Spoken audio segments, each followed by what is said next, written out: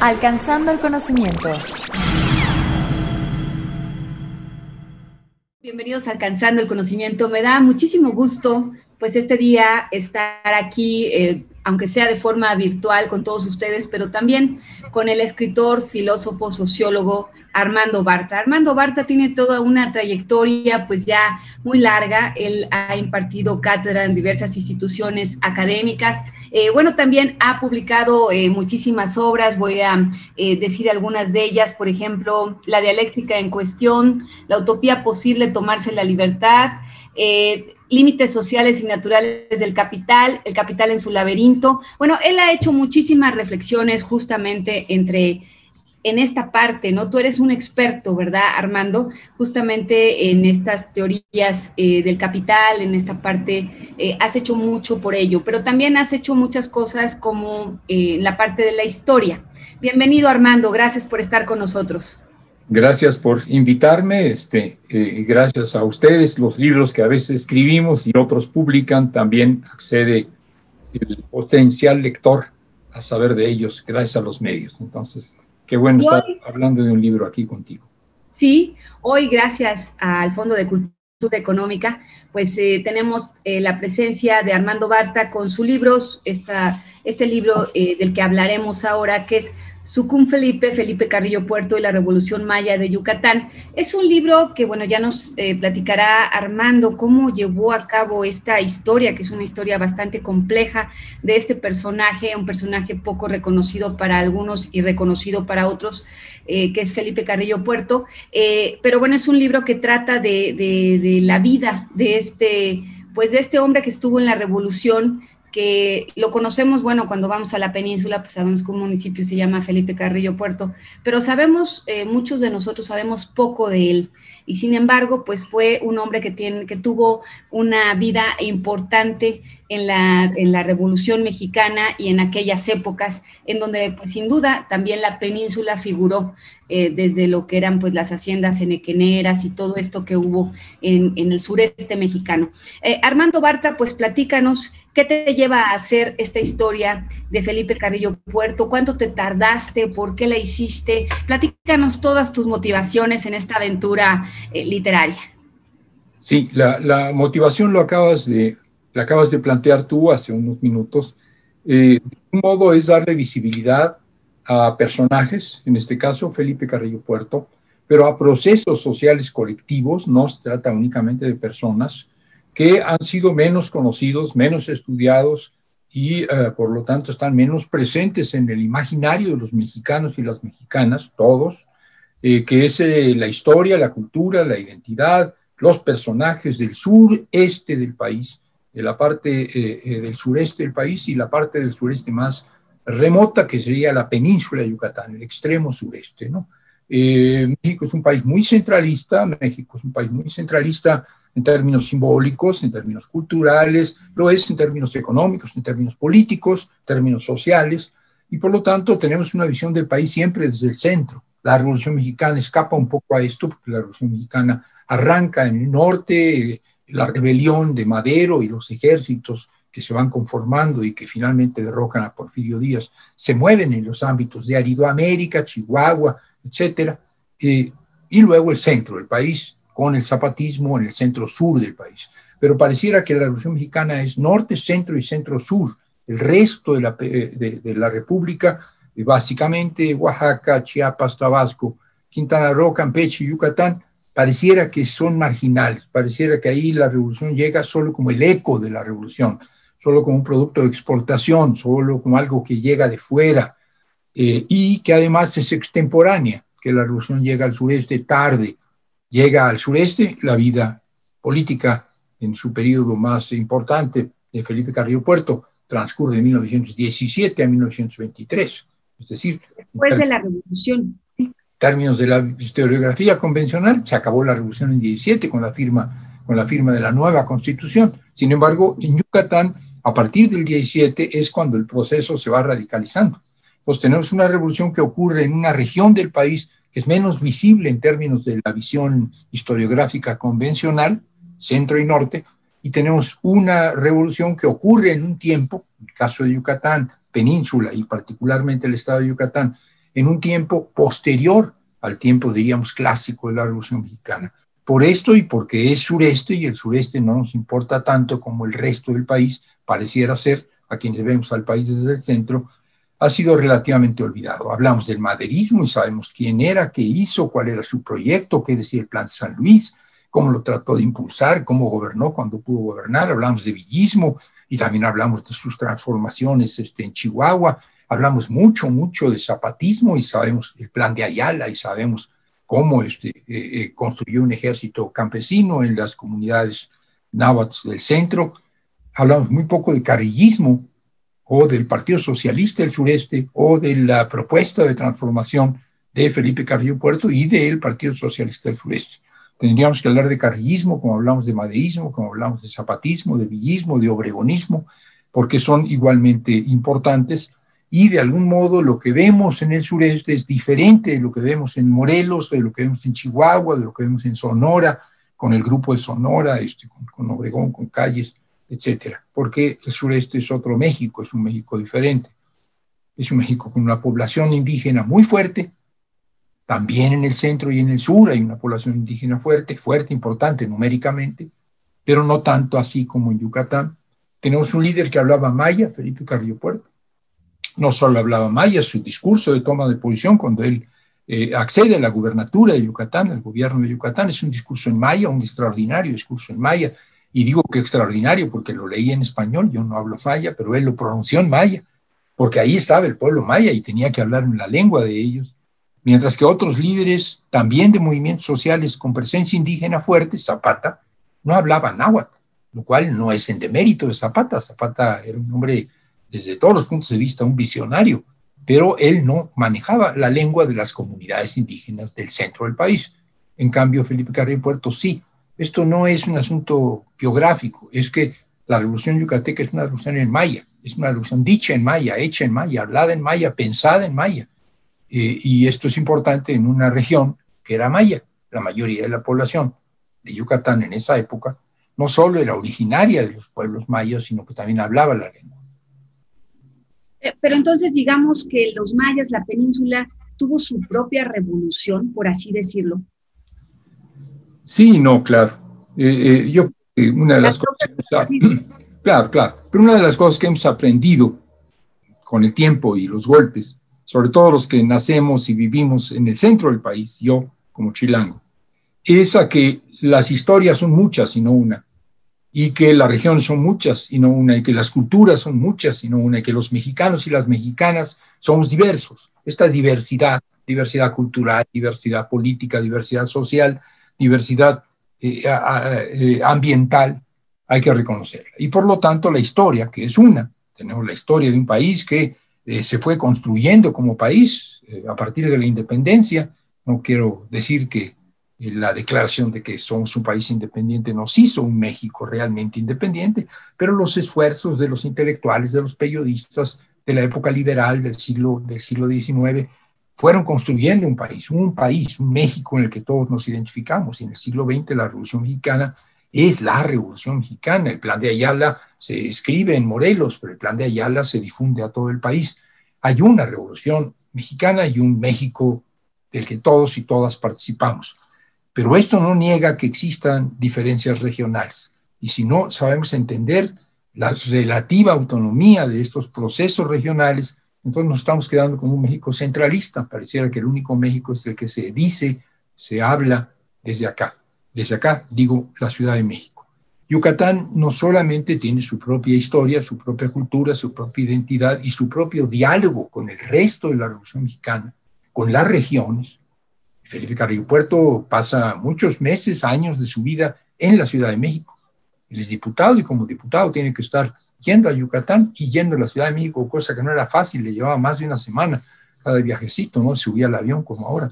Pero bueno. Y viaje larguísimo, ¿no? Pues sí, 5, 6 días, 7 días podían ser si había huracán, porque había que ir a Veracruz y luego por mar a Progreso y luego de Progreso a Mérida otra vez en tren. Pero el hecho es que Felipe Carrillo Puerto participa muy estrechamente en procesos revolucionarios. Él está militando en el Ejército Libertador del Sur y conoce a Emiliano Zapata, dialoga con Emiliano Zapata. Él es zapatista a partir del 13, 14. Él tiene funciones políticas que le comisiona la comandancia del Ejército Libertador del Sur, aprende del zapatismo de Morelos lo que puede ser una revolución agraria. Sin el conocimiento de Felipe Carrillo Puerto del zapatismo de Morelos, no hubiera podido tener las ideas que le sirvieron para impulsar una revolución agraria en Yucatán. Por lo tanto, la historia de Yucatán no es una isla. Luego, Felipe Carrillo Puerto está cuando menos 2 veces en largos viajes, no largos, pero intensos viajes en Estados Unidos. Él corre a Estados Unidos haciendo trabajo de promoción de la revolución en Yucatán, pero también del plan de Agua Prieta, cuando él forma parte del grupo de Obregón, de Calles, de la Huerta y el plan de Agua Prieta. Es decir, Felipe Carrillo Puerto era un tipo muy movido, que no nació, vivió y murió en la península de Yucatán, sino que circuló por buena parte del país y por otros países, y además tenía comunicación. Pero esto no le quita su individualidad a la historia de Yucatán y a la revolución en Yucatán, por lo tanto. Entonces, es un personaje que lleva las ideas del centro al sur en un tiempo un poco más desplazado, pero las causas eran las mismas. Estaban las haciendas henequeneras, estaba la inconformidad, estaban muchos pueblos indígenas, estaba el asunto de, a lo mejor es el común denominador, la desigualdad, las injusticias, la pobreza, la falta de desarrollo para todo el país, un régimen autoritario, ¿no? Entonces, esos crisoles, como fueron, esa parte que converge ahí también, ¿no? En el sur. A ver, sí hay que ser muy claros. Cuando yo digo que la revolución es un proceso con muchos vasos comunicantes, y ese periodo, esos 10 años o 15 años o hasta 20 años, si quieren, son años en los que los mexicanos salen de su pueblo, salen de su comunidad. Yo no estoy hablando solo los ilustrados o solo los clase medieros. La gente de una comunidad indígena que no había salido de su comunidad, ni siquiera la cabecera municipal, y de pronto pues la bola los levantó, como se decía, y la bola, la revolución, la violencia, el incorporarte a un ejército revolucionario, ser incorporado a fuerzas en un ejército federal, te lleva a que te muevas. El país se volvió un mundo muy intrincado de interrelaciones. Pero no y el ferrocarril, ¿no? Que te llevaba y te traía también. Era una maravilla. Es, claro. Pero no todas las regiones pueden tener un diálogo tan intenso como Morelos, por simplificar, Morelos y Yucatán. No es casual que Felipe Carrillo Puerto, cuando sale de Yucatán, porque no encuentra en Yucatán alternativa política, porque siente que en Yucatán están cayendo sus amigos en la trampa de apoyar a Victoriano Huerta. Digo, no puedo entrar en toda la coyuntura, pero bueno, Victoriano Huerta, el asesino, el criminal que usurpa el gobierno después de asesinar al presidente Madero y al vicepresidente Pino Suárez, es reconocido en Yucatán por algunos que eran amigos de Felipe Carrillo Puerto. Dicen, bueno, ¿qué está pasando políticamente aquí? Todo se descompone, no hay para dónde. Entonces él dice, Yucatán, ¿y a dónde va? A Morelos. No sé si lo elige con tanta conciencia, pero si tú ves comparativamente Morelos y Yucatán, te encuentras con 2 zonas extraordinariamente desarrolladas para la época. Estamos hablando de hace 100 años. 2 zonas en donde desde fines del siglo XIX y en los primeros años del siglo XX había habido un desarrollo y una modernización extraordinaria. En Morelos era la caña de azúcar y las fincas cañero-azucareras, es decir, la industria cañero-azucarera. En Yucatán eran las haciendas henequeneras y la industria de desfibrilación del henequén para producir el sisal, para producir la fibra del henequén. En los 2 casos, una oligarquía muy avanzada para la época, una oligarquía agroexportadora, pero además agroindustrial. O sea, no bastaba con producir la caña, sino que en el caso de la caña y del azúcar de Yucatán no era exportación, perdón, de Morelos no era exportación, sino que era básicamente mercado interno. Sí había producción azucarera de exportación, pero no era el caso de Morelos. Pero de todas maneras era una oligarquía, una clase dominante local, agroindustrial, monoproductora, que se había expandido a costa de las comunidades, que había impuesto el monocultivo, cañero en un caso, henequenero en el otro, pasando por encima de las milpas de las comunidades que producían para comer, que había esclavizado en la modalidad de peón acasillado o de cortador de caña a los pobladores de Morelos, en un caso, o en el caso de los yucatecos, en el caso de los mayas, como esclavos. Había muchas analogías. Hacer una revolución en Morelos era hacer una revolución contra los hacendados cañeros azucareros. Hacer una revolución en Yucatán era hacer una revolución contra los hacendados mineros, es decir, contra la casta divina. Y era una revolución que en Morelos era con las comunidades de origen náhuatl y en Yucatán era con las comunidades de origen maya. Y era una revolución que había que hacer empezando por una reforma agraria, o más bien, empezando por la restitución de las tierras que les habían robado los hacendados a las comunidades originariamente dueñas de las mismas. Entonces había una gran semejanza. Yo he escrito un librito anterior a este, mucho más breve, que se llama Un zapatismo con vista al mar, queriendo decir que Yucatán era como Morelos, pero con vista al mar. O sea, Morelos es mediterráneo, Morelos no tiene salida al mar, Yucatán tiene salida al mar, pero lo que pasó en la época de Felipe Carrillo Puerto en Yucatán y lo que había pasado o estaba pasando todavía en Morelos desde 1911 hasta 1916 era muy parecido. Entonces, esos son los vasos comunicantes, o sea, al final hay un común denominador en todo esto y es esta Así unión. es. Lo que dices es que están en el mismo paralelo, están a punto del Mediterráneo los dos, Morelos y... Están con grandes diferencias, ¿no? Hemos señalado que no es lo mismo la cultura y el pueblo náhuatl que el pueblo maya, pero hay algo que quisiera destacar porque si no se nos acaba el tiempo y se nos va un tema muy importante hoy y un tema muy importante cuando estoy con una periodista y no con un periodista varón, y es el feminismo de la revolución. Es cierto, él era feminista. ¿Cómo así es, así es. Sí, es muy importante esto. Es decir, estamos hablando de hace 100 años, no es poco. Hoy todavía tenemos las reivindicaciones de los derechos de las mujeres expresadas en diferentes modalidades de feminismo, feminismos diríamos hoy, hay muchos feminismos, pero todos coinciden en que hay una situación de injusticia ancestral, histórica, sociedades patriarcales, machismo, violencia contra las mujeres, minusvalía en términos de sus derechos, etcétera, etcétera, explotación, dominación. En el caso de Yucatán era obviamente lo mismo, porque era esto así para la sociedad de los blancos, para la sociedad oligárquica, minoritaria, pero dominante. La oligarquía era sexista, lógicamente, como lo eran todas las sociedades clasistas de la época, pero también el pueblo maya, también las comunidades mayas, no eran las mestizas, así se identificaban las mujeres mayas y a los varones mayas, mestizos, aunque fueran originariamente mayas, no estaban particularmente liberadas. Plantear una revolución política, el derecho de la mujer a votar y ser votada, los derechos sexuales y reproductivos de la mujer, los derechos, derecho de la mujer al divorcio, y derechos sexuales, incluyendo el derecho al gozo de su propia sexualidad. No solamente el que la mujer tenga derecho a embarazarse o no embarazarse, tener todos los hijos que decida y a tener relaciones con el marido solo si lo desea y no cuando el marido se lo impone, sino también el derecho de la mujer a tener un placer sexual.